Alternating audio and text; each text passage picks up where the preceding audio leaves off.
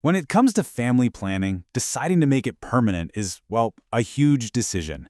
And it's a step that millions of people take. But as we're about to see, the options available, the experiences people have, and frankly, who carries the burden, it's not an even playing field at all.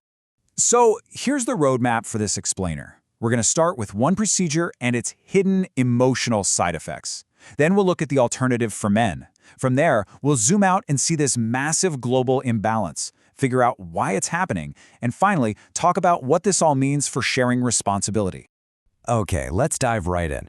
We're starting with the most common type of permanent birth control in the US, and it's a procedure that is almost exclusively for women. 10.2 million. Just let that number sink in. That's how many women in America have had a tubal sterilization, the surgery to permanently stop them from getting pregnant. It's actually the second most common form of contraception in the entire country, so yeah, it's incredibly popular. But here's the thing. Behind that popularity, there's a really tough statistic. For almost a third of these women, we're talking more than 1 in 4, this huge life decision is followed by a really powerful feeling, regret. And this isn't some tiny fraction. We're talking about millions of women. So why? What's behind all of this regret, and what does that actually mean for the people experiencing it? As you'll see, this goes way deeper than just someone changing their mind. First off, let's be super clear about what we're talking about here. Tubal sterilization, getting your tubes tied, isn't a minor thing. It's a major surgical operation. It's invasive, and it permanently changes a woman's body. And when you dig into why this regret happens, it gets really interesting. It's often not as simple as just deciding you want more kids later on. The data shows regret is way more likely when the decision was tied to outside pressures. Things like money problems, health issues, or even feeling pushed into it by a partner or a doctor. And doing it at a younger age is a huge factor too. And this is where it gets really serious. This regret isn't just a passing thought. It's a heavy psychological burden. In fact, studies show a direct, significant link between feeling regret over sterilization and experiencing symptoms of depression, even after you account for all the other stuff going on in someone's life. Okay, so that's the woman's side of the story. Now let's flip the script and look at the other permanent option, the one for men. And wow, the contrast is pretty sharp. I mean, when you just look at the facts side by side, a vasectomy seems like a no-brainer. It's just as effective, over 99%, but the procedure itself is way simpler, it's quicker, and it's safer. We're talking about something that's usually done in an office in under 30 minutes with a much lower risk of anything going wrong. And then, of course, there's the cost. Now, this chart looks complicated, but it's pretty simple. It compares the cost of different birth control methods over a couple of years. Just look at that top line for vasectomy, and then all the way to the right, it actually saves the healthcare system money. It's one of the most cost-effective choices out there, period. And if we look at the direct, out-of-pocket cost, it's even more black and white. A tubal sterilization costs, on average, more than 5 times as much as a vasectomy.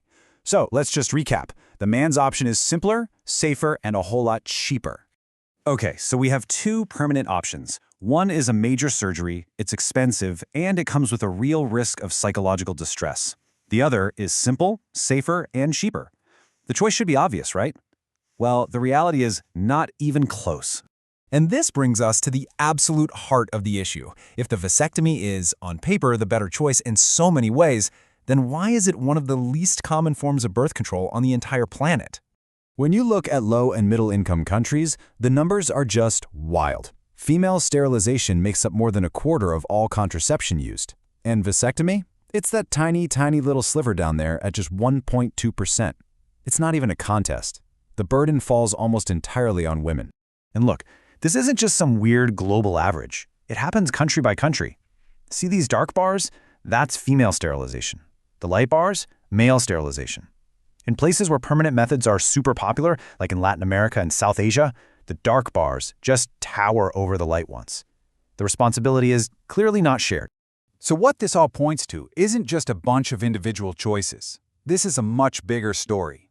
It's a story about a massive, systemic failure in our global health systems. The number one reason for this huge gap is almost laughably simple: access. You can't choose something that isn't available. In 2/3 of the countries that are part of this big Family Planning 2030 initiative, less than 30% of people can even get a vasectomy. It's not a real choice if it's not a real option. And this didn't just happen by accident. No, this is what decades of neglect look like. There's been hardly any consistent funding for vasectomy programs. Nobody's really invested in just letting people know it's an option, and the services are basically impossible to find in most low-income countries. And here's the root of it all. Vasectomy has never really had strong champions. Think about all the advocacy for other methods. Vasectomy just hasn't had that. For years, for generations, it's just been completely overlooked by the people who hold the purse strings: donors, health systems, and policymakers. So all of this forces us to totally reframe the conversation. We need to think about what family planning really means today.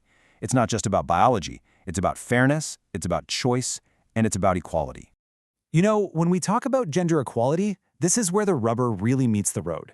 Contraception can't be something we just expect women to handle.